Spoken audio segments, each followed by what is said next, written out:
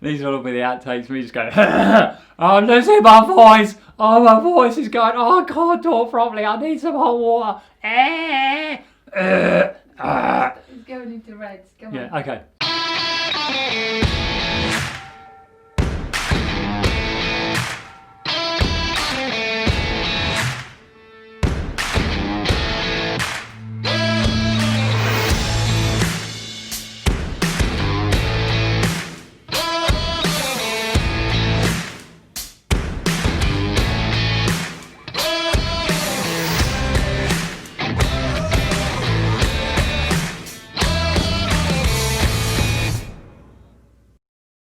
Welcome back, folks. I'm Lloyd Purvis and this is Run4Adventure. Comparison videos are proving pretty popular at the channel at the moment, so we are bringing you another one today. And in today's video we are featuring two neutral high volume mileage training shoes that I've been super impressed with. So we are looking at the Nike Pegasus 37 and Saucony's Ride 13. Like I said before, both these shoes are designed to do a very similar job, so lots of steady, comfortable miles with maybe a little bit of the quicker stuff just thrown in for good measure. So they're what I would call, when it comes to running shoe, your daily high volume mileage workhorse. Right, let's go through a few key features and how the two shoes slightly differ. First things we're going to look at is weight and heel offset. So the Pegasus 37 comes in at 285 grams and runs off a 10mm offset, whereas the Ride 13 are slightly lighter, 277 grams, and it runs off that slightly lower heel offset of 8mm. So both these shoes stack up very similar when it comes to weight and heel offset,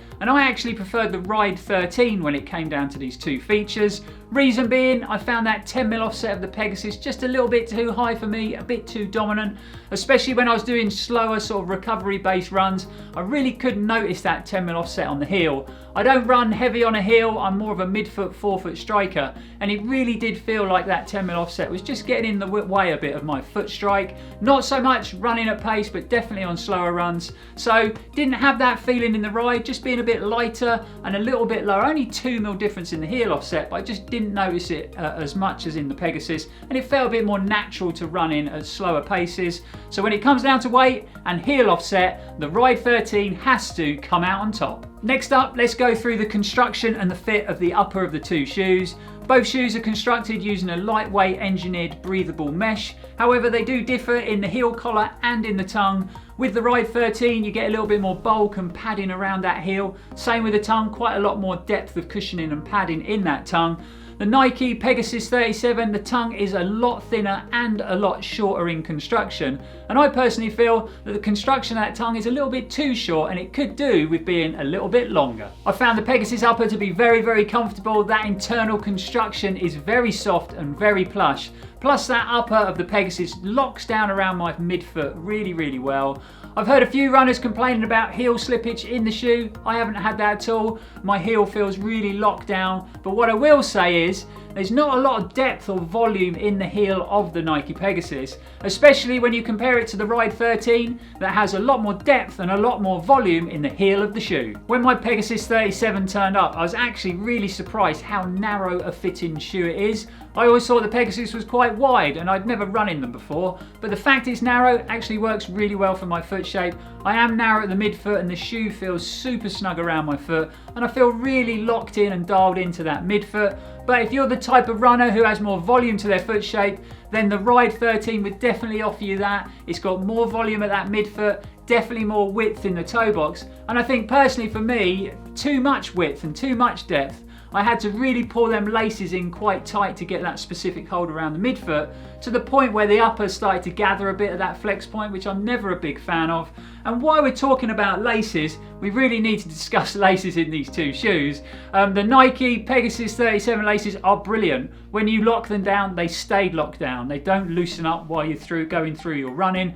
so you don't have to stop and keep retightening your laces, which I always love about a running shoe. And then when it comes to the Ride 13, we've got kind of the complete opposite. These are definitely the worst laces I've ever had in a running shoe. I don't know what Saucony were thinking when they used this fabric for a pair of laces in a running shoe. They are far too stretchy, so really hard to pull them laces down and get yourself locked into the shoe. And then after a run, to get out of it, it's even more difficult. So when it comes down to the construction of the two shoes and the fit of the two shoes, this time the Nike Pegasus 37 has to come out on top. Moving down to the midsole in both shoes, I personally feel that the compound in both midsoles has performed really well. I'm a massive fan of this Nike React cushioning in a road shoe, but I also like running off Saucony's Power Run compound. I found both midsoles to give that nice balance between comfort and performance. When you're out on a longer, slower effort, both shoes have felt very comfortable underfoot. I wouldn't say they're deeply soft, bouncy, cushioned shoes, but they give you that nice, comfortable feel underfoot where you're not losing tons of ground feel and connection. I think the standout feature when it comes to the midsole of the two shoes for me is the Nike Air Zoom unit in the Pegasus 37. Once you up the pace, it just feels a little bit more responsive than the Ride 13. I think having that unit in the shoe, you get a little bit more pop and it feels like you're getting a little bit more energy return from that Zoom unit under your forefoot. I'm not saying the Ride 13 doesn't actually feel responsive at pace, it actually felt pretty good. And it's definitely a daily training shoe that you could do a bit of speed work in and it would be happy. But when you combine the React midsole with that Air Zoom unit under your forefoot, when it comes down to midsole performance, the Pegasus 37 just takes it. The last two things we're going to mention are outsole and looks, and I can't really fault either shoe when it comes down to grip. I've run both shoes in wet and dry conditions and I've had no issues whatsoever when it comes down to traction. And that leaves us with looks. Not the most important thing when it comes to our running shoes, but no one wants to run in an ugly shoe. If you follow the channel, you'll know that I'm responsible for this monstrosity of a colourway on this Pegasus 37. Obviously, if you don't know what I'm talking about, the best thing to do is to go and check out our 50-mile review and all will be revealed. So to be fair, judging them on looks, we are going to use Nike's Pegasus 37 colourways that are available now. To be honest, when the shoe originally came out, I thought the colourways available were pretty boring and pretty bland, but now you've got 12 colourways to choose from, and some of them colourways are a lot brighter than the original colourways. But when it comes down to the Ride 13, I love this mutant colourway. I love the bright yellow and boldness of this design. I think Saucony have been really bold with their mutant colourways across the range. Their Kinvara, the Triumph and the Peregrine look super cool and bold. I know it's not going to be to everybody's liking, it's not going to be everybody's cup of tea, but I love the colourway of this shoe. So when it comes to outsole and looks, it has to go to the Ride 13. That's a bit of information about these two neutral training shoes, how they're constructed and how I felt running in them, but let's wrap this video up with a quick conclusion. They really are pretty solid daily training shoes. I've really enjoyed the running experience in both of them, whether I be out on a longer, slower effort or even when I've upped the pace and done some quicker stuff, the shoes have performed really well. When it comes to the construction of both uppers, neither shoe is showing any signs of fatigue or wear at all. We're going to continue running in them so that we can bring you a 200-mile review on both shoes. I've heard a few runners say that they didn't get on with the Pegasus 37, one because of that heel slippage issue, and two, they found the shoe to be quite bulky and unresponsive.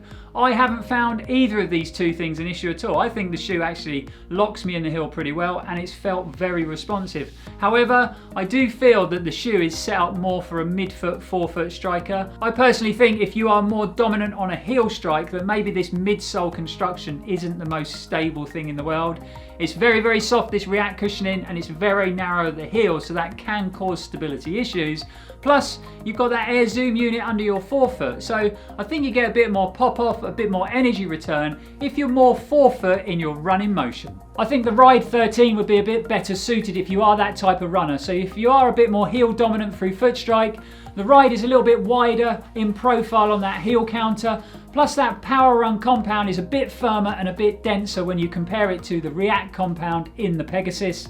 All that aside, I've really enjoyed my time running in both shoes, and I think either one of them would make a really great daily trainer. I was going to do something we don't normally do at the channel. I was going to sit on the fence and I was going to call it a tie between these two shoes, but then Nike started a 25% off everything sale. So when we look at the price of the two shoes, the Ride 13 retails in the UK at £125, and the Pegasus already at a pretty affordable £105. When you take off 25%, this shoe now retails at £78.75, and that is amazing value. So because of that, the Pegasus 37 just, and I really mean just, comes out on top. I think for £78.75, you will struggle to find a better performing daily trainer. That's it folks, that is another wrap on a comparison video at Run4Adventure. Really hope you enjoyed it guys. If you did, don't forget, give us a big thumbs up and hit that subscribe button if you haven't already, and come along and join the Run4Adventure family. We've left links below if you want to find out any more about the Pegasus 37 or the Ride 13. Please click them links and do so. And also get involved guys, we love to hear your comments. Have you run in the Pegasus 37? Are you one of them runners who struggled with lift in the heel cup, or you didn't find the shoe responsive? Get them comments down below. Don't forget guys, we got some awesome merch available for you guys at home on our website at run4adventure.uk. It's a great way of supporting the channel. But for now, thanks for watching. We will see you in the next video, and as always, stay safe and keep on running.